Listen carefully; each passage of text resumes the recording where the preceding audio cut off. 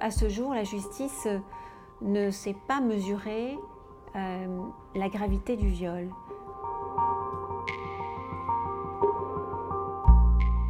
Les magistrats ne réalisent pas combien c'est un crime, et si on l'a qualifié de crime, les conséquences sont criminelles.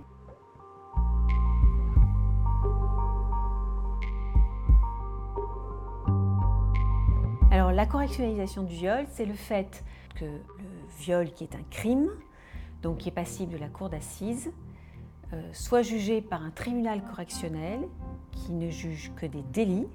Donc, c'est faire en sorte qu'un crime devienne un délit.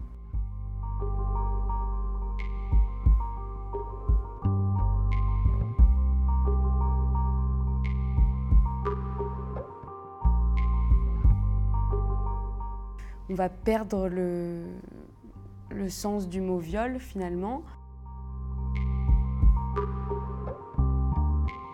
Un des éléments constitutifs de l'infraction, la pénétration, va être effacé.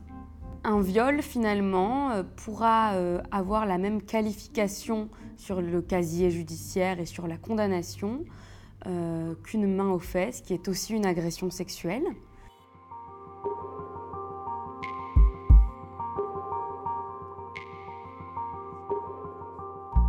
Les peines encourues par le prévenu ne sont plus de 15 ou 20 ans, mais sont entre 5 et 10 ans en fonction des circonstances. L'exposé de l'affaire n'est absolument pas le même non plus, puisque devant un tribunal correctionnel, l'affaire va être évoquée pendant 1 heure ou 2, devant une cour d'assises, elle va être évoquée pendant 2 jours.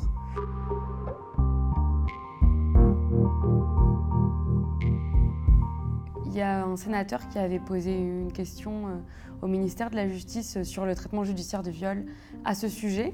Et le ministère de la Justice avait répondu que c'était lié à l'encombrement des cours d'assises. Donc c'était un argument budgétaire. Le procureur de la République va décider de correctionnaliser en fonction de critères qui lui sont propres, puisque aucun critère n'est dit, n'est nommé, que ce soit dans la jurisprudence ou dans le code pénal. Alors, premier critère, il faut savoir que les fellations sont toujours quasiment correctionnalisées. Lorsque les victimes sont particulièrement fragiles, le parquet décide souvent de ne pas les faire comparaître, puisque devant la cour d'assises, il va falloir témoigner pendant 2 jours, tenir tête à son agresseur.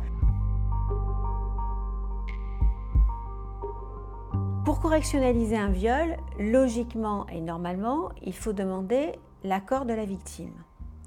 C'est ce qui est prévu par les textes. Il faut savoir que cet accord n'est pas forcément sollicité. Donc on a des correctionnalisations au forceps, au terme desquelles les victimes se retrouvent devant le tribunal correctionnel alors qu'elles ne l'ont pas choisi. Je pense notamment à 2 jeunes filles qui avaient été victimes de viol simultanément. Et il y avait une correctionnalisation immédiate, c'est-à-dire qu'il n'y avait pas eu d'instruction et le procureur avait saisi directement le tribunal correctionnel pour des faits d'agression sexuelle, donc pour un délit. Et elle me disait, mais de quoi je dois parler ? Puisque si je ne peux pas parler de viol, qu'est-ce que je vais dire ? Quel mot est-ce que je vais utiliser ?